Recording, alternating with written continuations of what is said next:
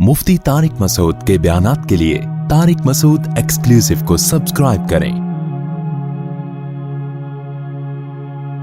Tariq Masood exclusive.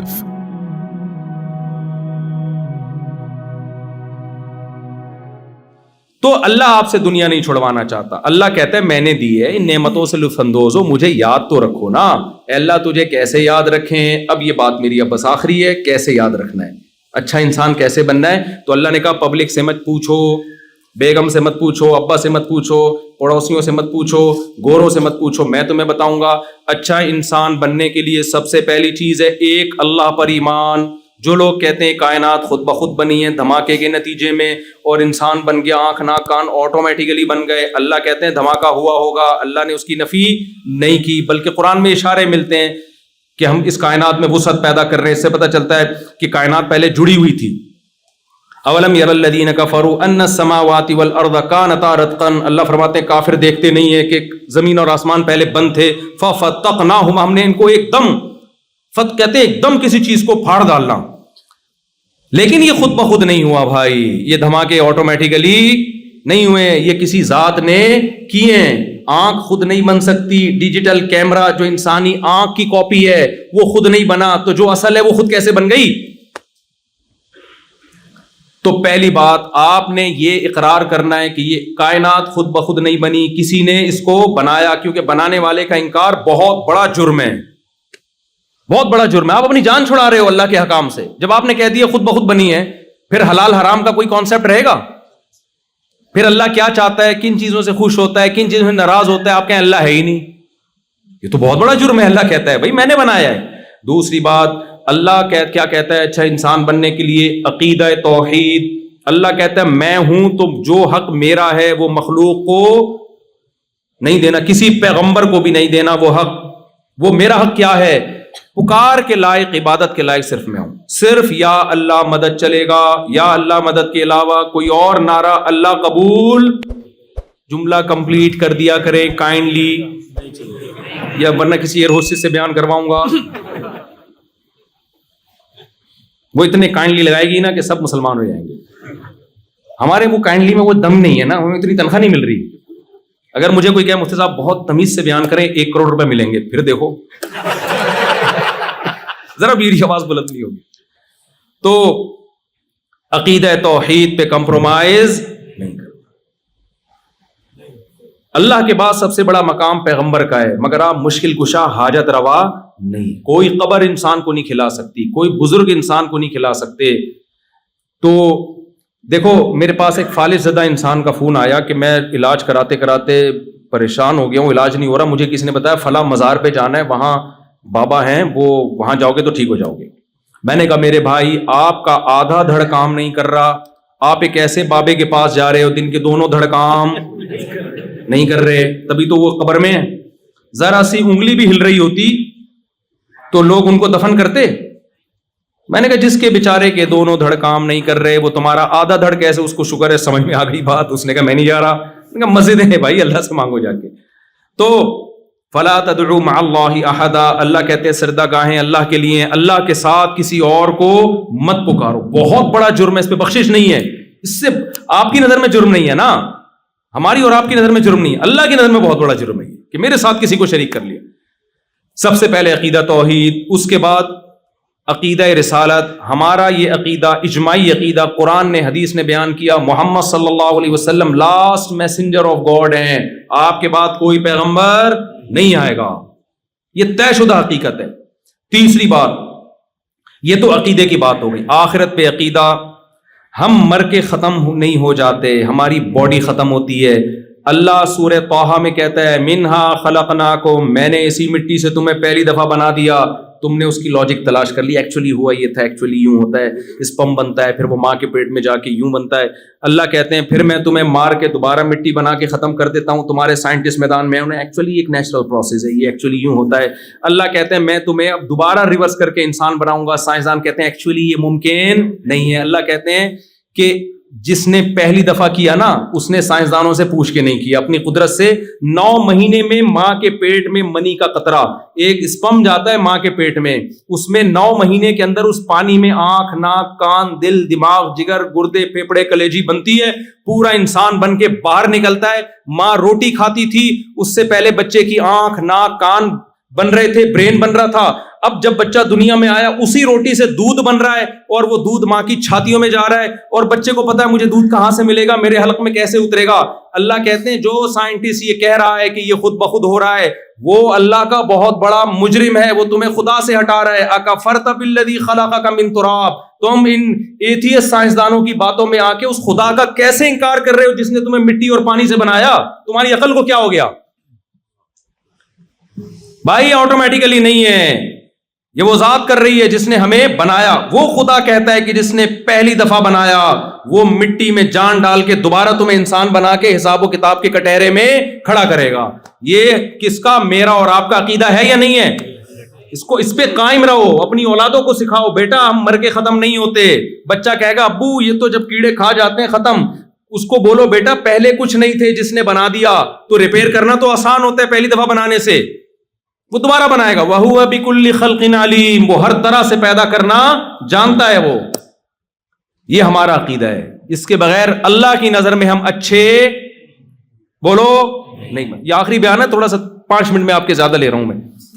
بھائی تھک تو نہیں گئے؟ کوئی مسئلہ تو نہیں؟ جلدی سے میں چاہ رہا ہوں جلدی سے سمیٹوں میں، مجھے کہیں بٹھا دو نا پولیس بلوانی پڑتی ہے اٹھانے کے لیے۔ تو زندگی کا آخری نہ ہو، یعنی اس سفر کا، آسٹریلیا کا۔ بعض دفعہ کلپ چلا دیتے ہیں مفتی صاحب کا آخری، تو پتہ نہیں اس کے بعد کیا ہونے والا ہے ان کے ساتھ۔ تو اب کیا ہے میرے بھائی، اللہ تعالیٰ کیا فرماتا ہے؟ عقیدہ توحید، عقیدہ رسالت، آخرت کہ ہمیں موت کے بعد دوبارہ زندہ ہوں، عقیدہ تقدیر کہ اچھا برا سب پہلے سے طے شدہ ہے، کچھ بھی ہوتا ہے اپنی طرف سے کوشش کرو اچھا ہو برا نہ ہو، جب ہو جائے ما قدر اللہ، جو کام طے ہونا تھا وہ ہو گیا، اب ٹینشن لینے کا۔ ایک سعودی عرب میں ایک عربی اپنے 2 بچوں کے ساتھ جا رہا تھا، پیچھے سے گاڑی آئی، بچے کی انگلی چھوٹ گئی نا، ہاتھ چھوٹ گیا، وہ کہیں روڈ پہ آ گیا بیچارہ بچہ، گاڑی نے اٹھا کے مارا اس کو، وہ درخت پہ جا کے چپکا ہے بچہ، اس کے سامنے بچے نے دم توڑا ہے۔ عربوں میں جہاں کچھ خامیاں ہیں وہاں کچھ بہت ساری خوبیاں بھی ہیں۔ وہ شخص جو اس کے ساتھ تھا نا، عربی کہہ رہے میں نے اس عربی کا حوصلہ دیکھا، اس عربی نے کہا ما قدر اللہ، جو مقدر تھا وہ، کیونکہ اس میں نہ بچہ تو بیچارہ بچہ ہے، نہ باپ کی غلطی، باپ تھوڑی وہ کرتا۔ تو وہ گاڑی والا اٹھ کے آیا، اس نے کہا میں دیت دینے کے لیے تیار ہوں، اس نے کہا یار تمہاری کوئی غلطی نہیں ہے، اس کی غلطی بھی نہیں تھی گاڑی والے کی نا، وہ روڈ پہ بچہ خود ہی آ گیا۔ تو مسلمان کے لیے عقیدہ تقدیر کی بیس پہ بڑے بڑے غموں کو پی جانا آسان ہے، کبھی مسلمان خودکشی کی طرف نہیں جاتا، کہتا ہے یار جو مقدر میں تھا، جب میں نے دوسری کی نا پٹا تو میں نے کہا ما قدر اللہ، ہاتھوں سے نہیں پیٹا کسی نے، جو زبان سے کوٹا گیا مجھے، تو میں بھی یہی سوچ کے صبر کیا، بھائی مقدر میں تھی، اب مجھے سمجھ میں آ رہا تھا خوش ہونے کا موقع ہے، غم کا موقع ہے، صبر والی آیتیں میں دیکھوں جا کے یا شکر والی، بہت اب تک اس طرح کی کنفیوژن چل رہی ہے، خیر اب تو اللہ کا شکر ہے شکر والی آیتیں زیادہ آ گئی ہے دماغ میں۔ تو ما قدر اللہ یہ لفظ اور یہ جملہ یاد کر لیں، ایک یہ، دوسرا جب بھی کوئی پریشانی ہو، انا للہ و انا الیہ راجعون، ہم اللہ کے غلام ہیں بھائی، ہمیں بنایا گیا ہے، ہم بنے نہیں ہیں، ہماری نہیں چلے گی، چلے گی کس کی؟ اس کی، ہم اللہ کے غلام۔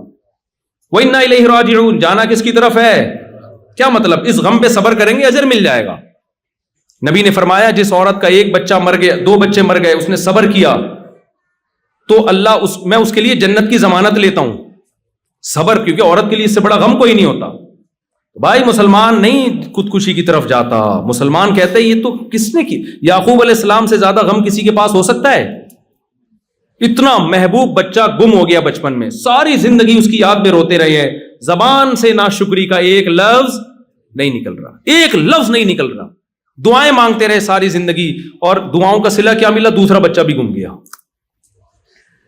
لیکن کیا بھائی کون کر رہا ہے؟ یہ اللہ کر رہا ہے بھائی، اللہ کی ہم پہ چلے گی۔ ایک جملہ بھی ہم ہوتے، ہم کہتے لو دعائیں مانگ رہے ہیں، اور اللہ نے بجائے پہلا بچہ لوٹانے کے دوسرا بھی اٹھا لیا، یہ کیا ہے؟ مذہب چھوڑ دیتے ہیں لوگ، اسلام چھوڑ دیتے ہیں، اللہ کو برا بھلا کہنا شروع کر دیتے ہیں۔ بھائی وہ دعائیں وہ کوئی روحانی عامل کے پاس نہیں کہ میرا ذائچہ نکال کے بچہ نکالو کہاں ہے. کو پتا تو روحانی عاملوں کے پاس کچھ بھی نہیں ہوتا. کس سے دعا مانگی ہے؟ اللہ سے. بھائی صبر، فصبر جمیل، صبر جمیل اس صبر کو کہتے ہیں، ایسا صبر جس میں شکایت ذرا بھی نہ ہو. رو رہے ہیں، آنکھوں کی بینائی تک چلی گئی، زبان سے وہ نکلے گا جس پہ اللہ راضی ہوگا. جو غیر اختیاری غم ہوتا ہے وہ تو اختیار میں نہیں ہوتا نا، وہ تو محبت کی وجہ سے، وہ تو دینداروں کو بھی ہوتا ہے، وہ تو نیچرل ہے، وہ تو ہونا بھی چاہیے، نہ ہونا اس کی علامت ہے آپ کو محبت ہی نہیں تھی. تو زبان سے نہیں، کوئی خودکشی نہیں، کوئی ڈپریشن کے ڈاکٹر کے پاس نہیں گئے، نفسیاتی ڈاکٹر کے پاس. بھائی ان ڈاکٹروں کے پاس حل نہیں ہے ڈپریشن کا، ڈپریشن کا حل اللہ رسول کے پاس ہے. تو آپ نے عقیدہ تقدیر پہ بولو مضبوط ہونا ہے. اس سے آپ کو اسٹریس سے نجات ملے گی، ڈپریشن سے نجات ملے گی. ہاں اپنی حماقتوں کی وجہ سے جو مصیبتیں آ رہی ہیں اس میں تقدیر کا عقیدہ سوچنے کی اجازت نہیں ہے، اس میں توبہ استغفار. آپ نے کوئی الٹے کام کرنا شروع، سست پڑے ہوئے ہیں، کاروبار نہیں ہے کیونکہ ہل نہیں رہے، نہ پڑھ رہے ہیں، اور جب فاقے پڑھنا شروع ہوئے تانے، یار اللہ نے میرے مقدر میں روزی نہیں لکھی ہوئی. بھائی تو آپ اپنا پورا کام کرو، پھر تقدیر کا عقیدہ ہے. آپ ہی پوستیوں کی طرح پڑے ہوئے ہو تو پھر نہیں ہوتا یہ. چوتھا کام، اللہ نے جو سب سے زیادہ جس کو ویلیو دی ہے، جو اللہ کو مانتا ہے، قرآن میں جگہ جگہ عقیدہ توحید اور رسالت اور آخرت کے عقیدے اور تقدیر کے عقیدے کے بعد اللہ نے جس چیز کو سب سے زیادہ فوکس کیا ہے، نماز. یقیمون الصلاۃ، اللہ کہتے ہیں جو ہم پر ایمان رکھتے ہیں وہ نماز پڑھتے نہیں ہیں، قائم کرتے ہیں. پڑھنے اور قائم کرنے میں فرق ہے. ٹرخانے والی نماز پڑھی جاتی ہے، اور جو باقاعدہ جماعت کے ساتھ مسجد میں حاضری خشوع و خضوع کے ساتھ ہوتی ہے اس کو اقامت صلاۃ کہتے ہیں. جگہ جگہ قرآن اقامت صلاۃ کا حکم دیتا ہے، نماز پڑھنے کا حکم نہیں دیتا. بھائی اگر آپ مانتے ہو کہ اللہ نے ہمیں بنایا اور یہ نعمتیں اللہ نے ہمیں دی ہیں تو آپ کو 5 ٹائم مردوں کو مسجد میں حاضری دینی پڑے گی. آج سے عزم کرو، زمین آسمان ادھر سے ادھر ہو جائے، نماز ضائع نہیں. اللہ نے سفر میں آدھی کر دی ہے، قضا کرنے کی اجازت نہیں دی ہے. جہاز میں جب بیٹھو سفر میں، بھائی نماز کی ٹائم وضو کر کے بیٹھو.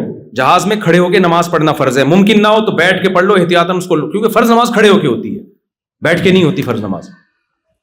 تو اب پڑھنے نہیں دیتے جہاز میں تو مجبوری ہے، قضا ہو رہی ہے تو پھر بیٹھ کے پڑھ لو. بہتر یہ ہے کہ اس کو پھر بعد میں لوٹا لو اس کو، لیکن قضا نہیں ہونے دینا کسی قیمت پہ. سمجھ میں آ رہی ہے بات؟ بعض علماء کہتے ہیں بہتر نہیں ہے، واجب ہے، اس کو لوٹانا پڑے گا آپ کو. خیر ابھی میں اس فقہی مسئلے کی بحث میں نہیں جاتا.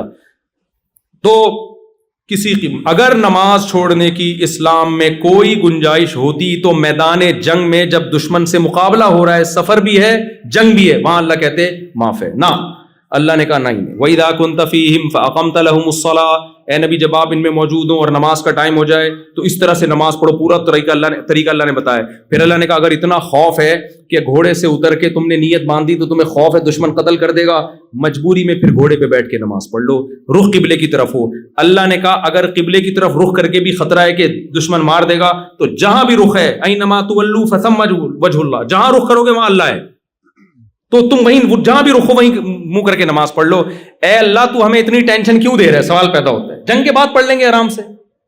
اللہ نے اگلی آیت میں فرمایا ان الصلاۃ کانت علی المؤمنین کتابا موقوتا. دیکھو اصل بات یہ میدان جنگ میں نماز کا حکم اس لیے دے رہے ہیں کہ صرف مسلمانوں پہ صرف نماز فرض نہیں ہے، مقررہ اوقات پہ فرض ہے. ٹائم چلا گیا تو نماز چلی گئی. لوگ آخر میں شام کو آ کے ساری نمازیں پڑھ رہے ہوتے ہیں. ایسا نہیں ہوتا بھائی، ہر نماز کا اپنا ایک بولو ٹائم، تو آپ اس ٹائم کی پابندی کرو. خواتین گھر میں نماز کا اہتمام کریں. جمعے میں الحمدللہ یہاں خواتین آتی ہیں نماز پڑھنے، جمعے میں مسجد میں آئے تاکہ مسجد سے ان کا رشتہ بولو نا مضبوط رہے. یہاں اگر خواتین مسجدوں میں نہیں آئیں تو ان کا رشتہ مسجد سے ٹوٹ جائے گا. اور عورت گھر میں بچوں کی تربیت کرتی ہے. آج کل تربیت اباؤں کے کنٹرول میں بہت کم ہے، ماؤں کا کنٹرول زیادہ ہے. ماں پردے دار ہوگی بچی پردہ کرے گی، ماں پردہ نہیں کرے گی بچیاں پردہ نہیں، وہ باپ کو بیوقوف سمجھنا شروع کر دیتی ہیں. تو خواتین کو اگر مسجد سے نہیں جوڑیں گے تو بڑا مسئلہ خراب ہو جائے گا. آگے جلدی ہے جلدی پکڑائی میں پتہ نہیں دوبارہ کب آئیں آپ لوگ. اور نماز قائم کرنا. چوتھی چیز اللہ نے چوتھے نمبر پہ جو سب سے زیادہ ویلیو دی ہے نا وہ زکوٰۃ اور صدقات و خیرات. مسلمان کنجوس بولو نہیں ہوتا، کسی کا حق نہیں دباتا، ایک درہم کسی کا لے کے مرتا نہیں ہے. نبی جس نے پیسہ کسی کا لیا ہو نا اس کے نماز جنازہ نہیں پڑھاتے تھے. جس کا کسی پہ قرضہ ہونا، سوچو یار کیا سزا ہے یہ کہ پیغمبر نماز پڑھانے سے انکار کر، جب تک کوئی ذمہ داری نہیں لیتا کہ اس کا قرضہ میں ادا کروں گا۔ آپ نے فرمایا شہید کا ہر گناہ معاف ہوتا ہے، قرضہ معاف بولو نہیں۔ کتنا بڑا جرم ہے یار۔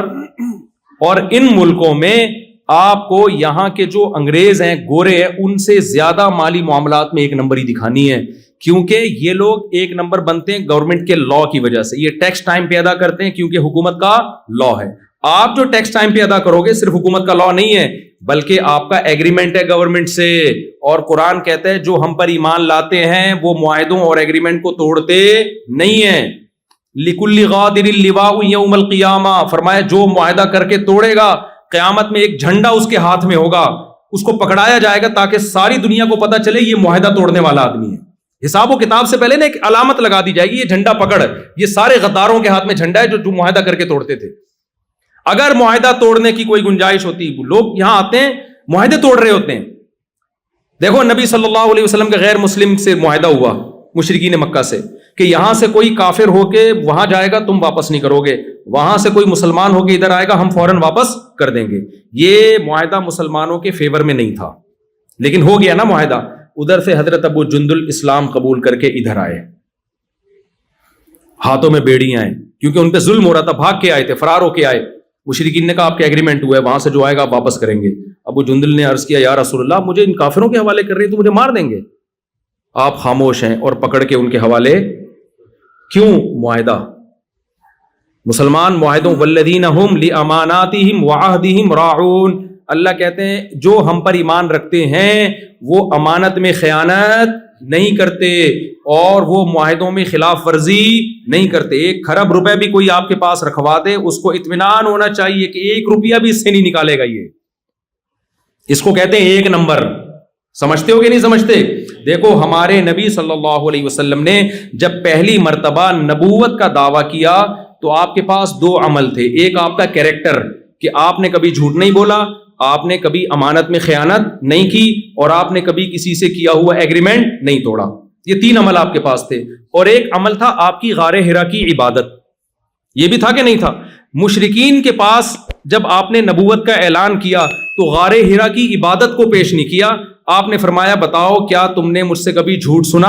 انہوں نے کہا نہیں۔ یعنی آپ نے یہ ثابت کیا کہ میں صادق بھی ہوں اور امین بھی۔ اسی کو کیریکٹر کہتے ہیں نا یار، کیریکٹر لیس آدمی نہیں ہے، قابل اعتماد ہے، یعنی جھوٹ نہیں بولے گا اور 2 نمبری نہیں کرے گا۔ تو نبی نے اپنے کیریکٹر کو پیش کیا ہے۔ آپ جب یہاں غیر مسلم کے سامنے اسلام رکھو گے وہ آپ کے رمضان کو، آپ کے روزوں کو، آپ کی نماز، آپ کے حج عمرے کو نہیں دیکھے گا، وہ آپ کے کیریکٹر کو دیکھے گا کہ مالی لین دین میں کیسا ہے، لالچی تو نہیں ہے، ٹوپیاں کرانا تو نہیں جانتا، جھوٹ تو نہیں بولتا، معاہدوں کی خلاف ورزی تو نہیں کرتا۔ اگر اس میں آپ 1 نمبر ہوگے تو پھر آپ کی وہ حج اور نماز والی دعوت کو سنے گا۔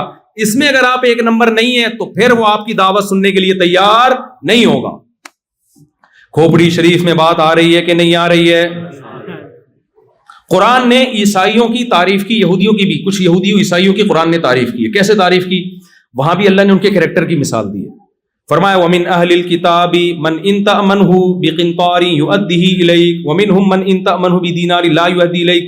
اہل کتاب میں یہودیوں اور عیسائیوں میں کچھ ایسے لوگ ہیں کہ تم ان کو 1 دینار، $1 بھی دے دو گے نا آج کی زبان میں، اعتماد کر کے وہ واپس نہیں کریں گے جب تک سر پہ کھڑے نہیں رہو گے۔ ایسے برے لوگ بھی ہیں۔ اللہ نے کہا ان یہود و نصارہ میں ایسے اچھے لوگ بھی ہیں، سونے کا پہاڑ بھی رکھوا دو گے وہ پورا لوٹا دے گا جب مانگو گے۔ تو اللہ نے بھی کیریکٹر کو بنیاد بنایا ہے، اچھائی اور برائی۔ اور بھی چیزیں ہیں لیکن اس کی بڑی ویلیو ہے اسلام میں۔ آج ہمارے یہاں نماز روزے کو تو، حج کو تو فوکس کیا جاتا ہے، کیریکٹر کو فوکس نہیں کیا، بلکہ جتنا بڑا 2 نمبر ہو شوب سے بتاتا ہے میں نے فلاں کو ٹوپی کرائی۔ ہمارے ایک دوست چائنا گئے، ہول سیل پہ نا چیزیں بکتی ہیں چائنا میں، ماشاءاللہ ان کی داڑھی بھی اور بڑے نیک آدمی۔ چائنا جا کے کیا کر رہے ہیں وہ، مجھے ان کے پارٹنر نے بتایا کہ بھائی یار یہ تو ٹوپیوں کے علاوہ یہ تو پورا ٹوپیوں کا بزنس کر رہے ہیں وہاں پہ۔ میں نے کہا کیا بزنس؟ انہوں نے کہا بھائی یہ کیا کرتے ہیں ہول سیل پہ نا، جیسے مارکیٹ ہے ہول سیل پہ یہ چیز، اس نے بتایا کہ یعنی میں آپ سے خریدوں گا ہول سیل پہ تو فی الحال آپ 1 دے دیں ٹیسٹ کرنے کے لیے، تو ہول سیل ریٹ پہ 1 چیز لیں گے، وہاں سے ہول سیل پہ ایک چیز, یہاں سے سب کو ٹوپیاں کرا کے ہول سیل ریٹ پر اتنا بڑا کنٹینر تیار کر لیا انہوں نے. بھائی آپ سب سے جھوٹ بول رہے, وہ اس بیس پہ دے رہا ہے کہ شاید کل مجھ سے خریدے گا تو مجھ سے خریدے گا, اور آپ 100 آدمیوں کو یہی ٹوپیاں کرا رہے ہو. تو کل آپ اس کو نماز روزے کی دعوت دو گے تو وہ کیا کہے گا, یار تو اپنی حرکتیں تو دیکھو, تم ہم سے جھوٹ بول رہے ہو. تو ٹوپیوں کا بزنس, اب اس کا ترجمہ پتہ نہیں مفتی خالد صاحب کیا کریں گے, یہ ان کی آزمائش, کہیں گے مجھے بڑی آزمائش میں ڈال دیا. تو بھائی مسلمان کیریکٹر کا 1 نمبر ہوتا ہے, 2 نمبر نہیں. آپ نے یہاں گورنمنٹ سے جو معاہدے کیے ہیں آپ کو ان معاہدوں کو پورا کرنا پڑے گا. آپ کو اگر کوئی یہاں آفیسر رشوت لے کے بھی اللیگل کام کروا رہا ہے آپ سے, آپ اس کو بولو بھائی میں تجھے رشوت دے کے یہ غیر قانونی کام کر لوں گا, یہاں کی گورنمنٹ مجھے چھوڑ دے گی کیونکہ آفیسر کی پرمیشن سے کر رہا ہوں. ادھر کی جو آخرت والی گورنمنٹ ہے, جو اللہ ہے, وہ مجھے نہیں چھوڑے گا. اس لیے کائنڈلی یہ میرے مذہب کا حصہ ہے, میں کسی کے ساتھ ظلم اور ناجائز بولو نہیں کر سکتا. سمجھ میں آ رہی ہے بات؟ اس لیے آپ ٹائم پہ ٹیکس دے دیا کرو, آپ کا امیج گورنمنٹ کی نظر میں اچھا جائے گا کہ انڈیا, بنگلہ دیش اور پاکستان سے جو مسلمان آتے ہیں انہوں نے ہم سے معاہدہ کیا تھا جب انہوں نے نیشنلٹی کے لیے یا رہنے کے لیے اپلائی کیا تھا, تو اس میں ان سے کچھ فارم پہ سائن لیے گئے تھے فری پھوکٹ میں, یہاں داخلہ یہ کسی کو اس بیس پہ یہاں انہوں نے گھسنے دیا کہ آپ کی جو آسٹریلیا کا وزیر اعظم ہے آپ کے خالو ہیں, وہ یہ میرے خالو ہیں اس لیے میں یہاں اس سلسلے میں آنا چاہتا ہوں. صحیح ہے نا؟ اب آپ جب گھر میں بیگم کے پاس جاؤ نا تو آپ بولو میں اس سلسلے میں بیگم آپ سے ملاقات کے لیے حاضر ہوں کہ آپ میری وائف ہیں, ورنہ تو ٹائم دیتے نہیں نا آج کل لوگ بیویوں کو. تو آپ نے یہاں, کیونکہ ان کے لیے بہت بڑا مسئلہ ہے, میں یورپ میں گیا نا, وہاں پتا چلا کہ ٹیکس چوری کرنے میں الحمدللہ بہت بڑا ریکارڈ ہے. کس کا ہے یہ میں نہیں بتاؤں گا, پھر لوگ مجھے پاکستان میں تنگ کرتے ہیں کہ آپ ایسی باتیں کرتے ہو ہمارے خلاف. ٹیکس چوری کرنے میں, اور میرے بھائی وہاں اور یہاں میں کم از کم اتنا فرق تو ہے کہ یہاں آپ سے اگر ٹیکس لے رہے ہیں تو آپ کو وہ فائدے بھی تو دے رہے ہیں نا. یہ کیا بات ہے یار, فائدہ لیتے ہوئے آپ بھرپور طریقے سے فائدہ اٹھاتے ہو, اور دینے کی باری آتی ہے تو ڈنڈی مارتے ہو. ہانگ کانگ میں نے ایسے مسلمز دیکھے ہیں جو کیا کر رہے ہیں, اپنے آپ کو بے روزگار شو کر کے فری پھوکٹ کے پیڑے کھا رہے ہیں گورنمنٹ سے لے کے. یہاں بھی ایسے ہوں گے ماشاءاللہ, شاید بیان میں بھی ہوں, اللہ معاف فرمائے. اب توبہ کر لو بھائی. $3,000 آسٹریلین گورنمنٹ دے رہی تھی بے روزگاروں کو. چھپڑ میں کاروبار چل رہا ہے, مزدوری چل رہی ہے, کام چل رہا ہے, اور ادھر سے کیا لے رہے ہیں, بے روزگاری کا الاؤنس لے رہے ہیں. کس قدر بے شرمی کی بات ہے. ایک حکومت تم پر احسان کر رہی ہے, احسان فراموشی کا تقاضا یہ ہے کہ تم چھپڑ میں وہاں سے کما بھی رہے ہو اور ادھر سے, یہ تو حرام خوری ہو گئی نا. اس سے بڑی بھیک کوئی ہو سکتی ہے؟ ہمارے نبی نے بغیر دھوکے کے بھیک مانگنے سے منع کیا ہے. ایک صحابی نبی کے پاس آئے, کچھ نہیں ہے, آپ نے فرمایا جاؤ گھر میں جو کچھ ہے لاؤ, بیچا, اس کو کلاڑی دی, ان صحابی نے لکڑیاں کاٹ کے لا کے بیچ کے بزنس شروع کیا. آپ نے فرمایا لوگوں کے سامنے ہاتھ پھیلانے سے بہتر ہے کیا کرو, کاروبار کرو. جب لوگوں کے سامنے ہاتھ پھیلانا, حالانکہ وہ دھوکہ دے کے نہیں پھیلا رہے تھے, واقعی غریب تھے وہ, آپ دھوکہ دے کے گورنمنٹ کے سامنے ہاتھ پھیلاؤ, یہ زیادہ برا ہے یا نہیں ہے؟ اور اس سے اسلام بدنام ہو رہا ہے, آپ کا کنٹری بدنام ہو رہا ہے, آپ کا ملک کا امیج. ہم حکمرانوں کو گالیاں دیتے ہیں یار ہمارا امیج خراب کر کے رکھا ہوا ہے, تو عوام نے کون سا اپنا امیج پاکستان کا بحال کر کے رکھا ہوا ہے؟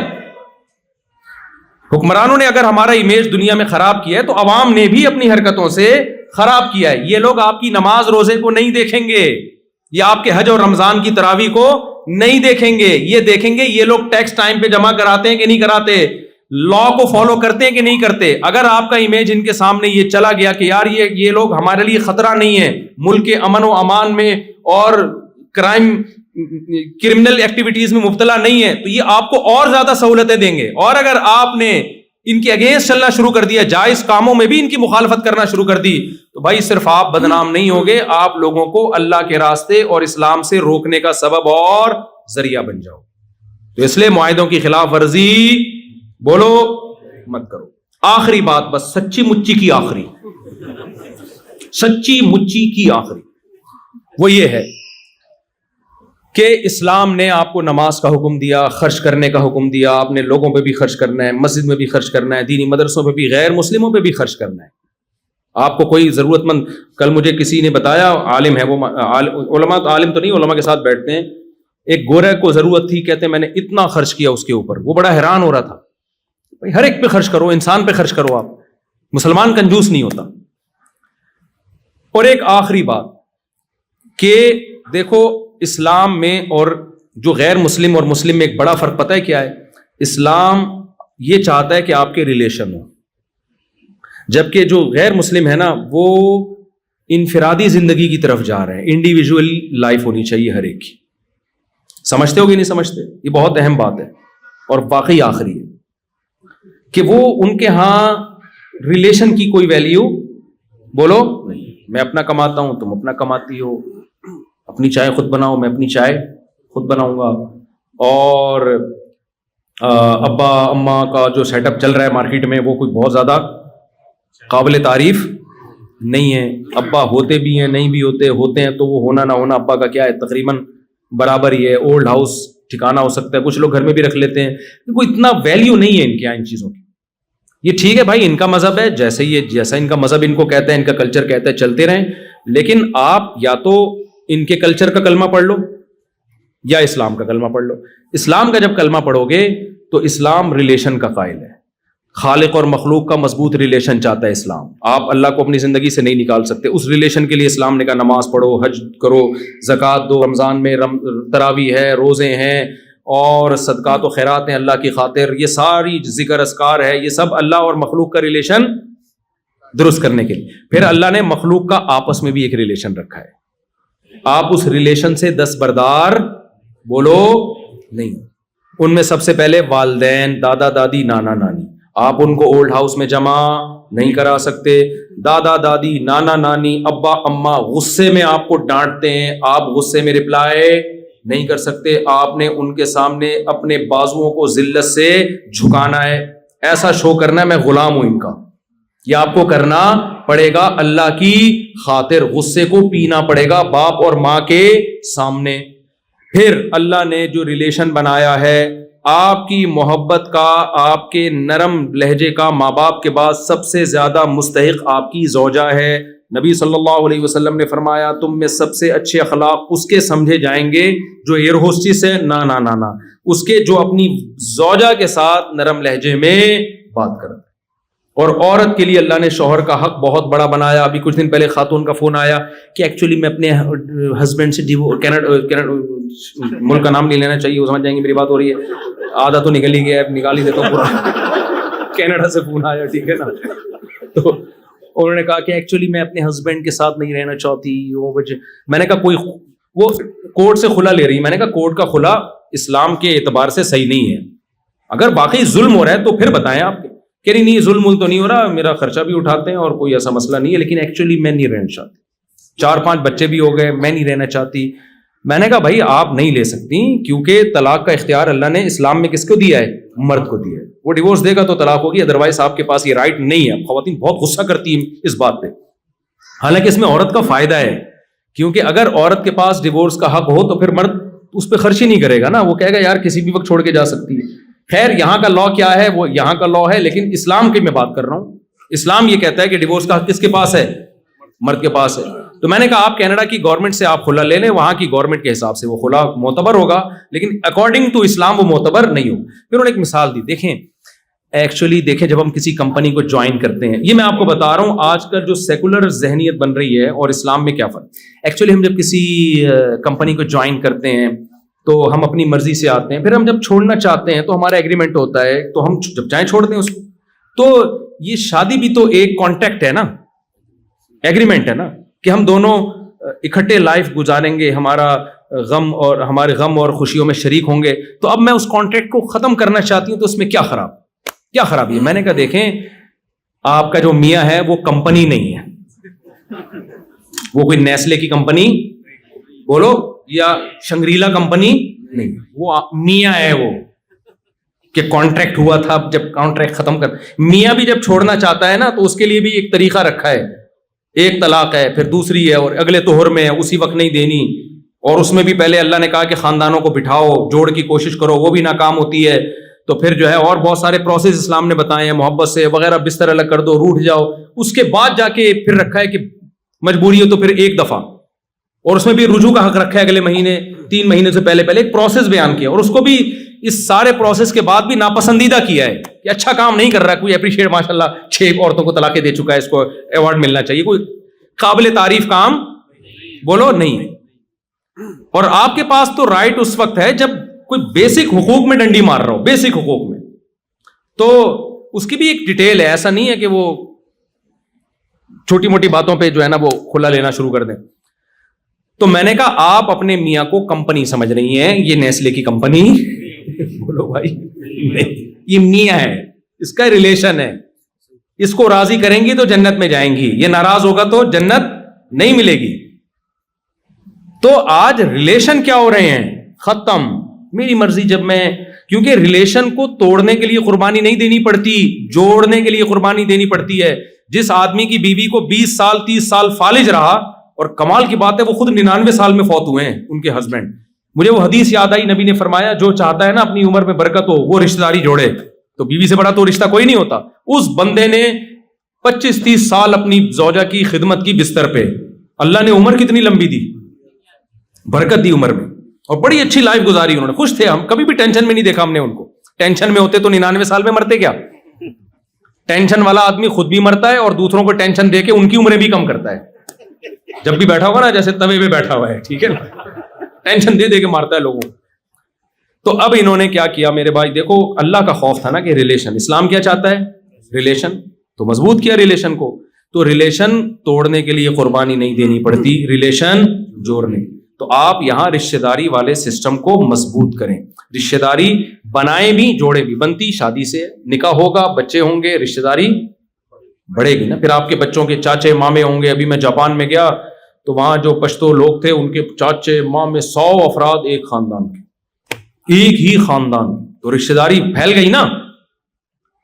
تو رشتہ داری پیدا بھی کرنی ہے اور اس کو پھر جوڑنا ہے. ہاں شرعی حدود کے اندر. ایسا نہ ہو آپ نے ایک میوزیکل شو کا انتظام کیا ہے, رشتہ دار اس بہانے جمع ہو جاتے ہیں سارے کے ساتھ, بھاڑ میں جائے, ایسا جمع ہونا نہیں چاہیے.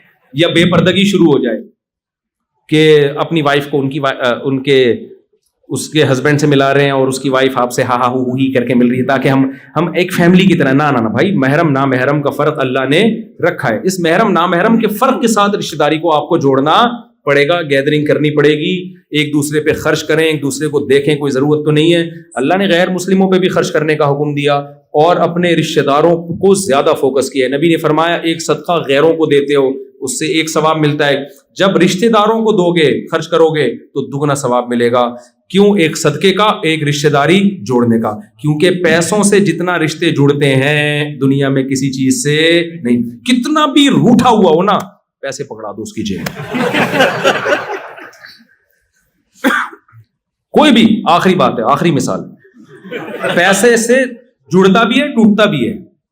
آج کتنے لوگ ہمیں شکایت کرتے ہیں, یار ہمارے رشتہ دار آسٹریلیا آئے, پیسہ آ گیا, اب ہمیں سلام کرنا بھی انہوں نے چھوڑ دیا. جب پاکستان جاتے ہیں نا تو ان کو انسلٹ محسوس ہوتی ہے, یہ رکشے والا میرے پاس آ کے کیوں بیٹھ رہا ہے, یہ ٹماٹر والا ہے, یار یہ میرے اسٹینڈرڈ کا نہیں ہے. او بھائی, آپ کا بھائی ہے, آپ کی بہن ہے, آپ کا چچا زاد ہے, آپ کا کزن ہے, آپ کی کزن ہے. آپ کو تکبر زیب یہ اللہ کی دین ہے, کسی کو زیادہ دیتا ہے کسی کو کم دیتا ہے. آپ نے ان کے ساتھ ذرا بھی اکڑ دکھائی نا, اللہ کی نظر میں فرعون بن جاؤ گے آپ. فرعون کے ساتھ ٹیکنیکل فالٹ کھوپڑی کا ہی تو تھا, پیسہ عزت آئی تو کھوپڑی نے کام کرنا چھوڑ دیا.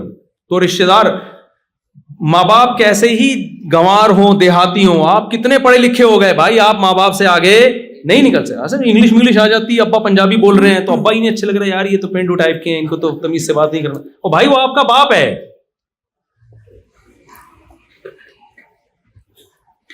آپ کو اسی کے قدموں میں, جاہل باپ کے جاہل ماں کے قدموں میں ہی جنت تلاش کرنی پڑے گی, آپ اس سے آگے نہیں نکل سکتے. آپ کا بھائی ہے, آپ کی بہن ہے, آپ کے رشتہ دار ہیں. نبی نے فرمایا رشتہ داری توڑنے والا جنت میں نہیں جا سکتا. تو آپ کو ریلیشن کو جوڑنا پڑے گا, پیسوں کے ذریعے بھی, اخلاق کے ذریعے بھی. نبی نے فرمایا رشتہ داری جوڑنے والا وہ نہیں ہے کہ وہ تم سے جڑے تم بھی جڑو, یہ تو سب کر لیتے ہیں. فرمایا جو ٹوٹ رہا ہے اس کو بھی جوڑنے کی کوشش کرو. کس کی خاطر؟ اللہ کی خاطر.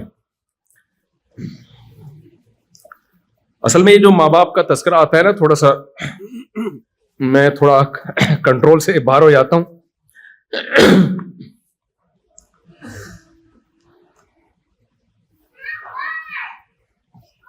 کیونکہ ہم نے تو دیکھا ہے نا ماں باپ کی محبت، تو مجھے بڑی حیرانگی ہوتی ہے کہ یار ماں باپ کو کیسے بھولتے ہیں لوگ. یعنی والدین سے زیادہ تو کوئی تصور، کوئی محبت کی مثال دی نہیں جا سکتی، کوئی مثال نہیں دی جا سکتی. اس کو آ کے کیسے بھولتے ہیں یار. میں تو یعنی بہت حیرانگی ہوتی ہے کہ ماں باپ کو کیسے بھول جاتے ہیں. ابھی کچھ دن پہلے کسی نے بتایا کہ کوئی خاتون اپنے ماں کو ڈانٹ رہی تھی. اس بیچاری سے امیگریشن میں کوئی اس کو نہیں آ رہا ہوگا بورڈنگ کارڈ کیسے لگایا جاتا ہے، پڑھی لکھی نہیں ہے، تو اس کو سنا رہی ہے، گھنٹے سے سمجھا رہی ہوں. تو یار یہ تم پڑھے لکھ گئے ہو، وہ تھوڑی پڑھے لکھے ہیں. ایک باپ نے، بوڑھے باپ نے اپنے بیٹے سے پوچھا بڑھاپے میں نا، کیونکہ آج کل اولادوں کے پاس، بوڑھے ماں باپ کے پاس بیٹھنے کا ٹائم نہیں. کہتے اتنی دیر میں ہم لائف کو انجوائے کر لیتے، ان کی بڑھاپے میں انسان کی عقل صحیح کام نہیں کرتی ہے. تو ایک بوڑھے باپ نے اپنے بچے سے پوچھا بیٹا یہ کیا؟ کوا بیٹھا ہوا تھا. بیٹے نے کہا کوا ہے. پھر بھول گیا بیچارہ، پھر دوبارہ پوچھا، 2-3 دفعہ پوچھا. بیٹے کا میٹر، کیونکہ پڑھا لکھا بہت ہے نا، ایجوکیشن ہے، اور فضول سوالات سے ڈپریشن میں جاتا ہے. یہ فضول سوالات سے کس میں جاتا ہے؟ اس نے اسکول میں پڑھا ہے کہ فضول باتیں نہیں کرنے دو، نہ کرو نہ کسی سے سنو. تو اس کو 2-3 دفعہ میں غصہ آ گیا. بولا اندھے ہو ابا، نظر نہیں آ رہا. 100 دفعہ بولا کوا ہے، کیوں دماغ کھا رہے ہو میرا؟ باپ کو نا اپنا واقعہ یاد آ گیا. اس نے کہا بیٹا جب تو چھوٹا تھا نا، تو نے 10 دفعہ پوچھا تھا،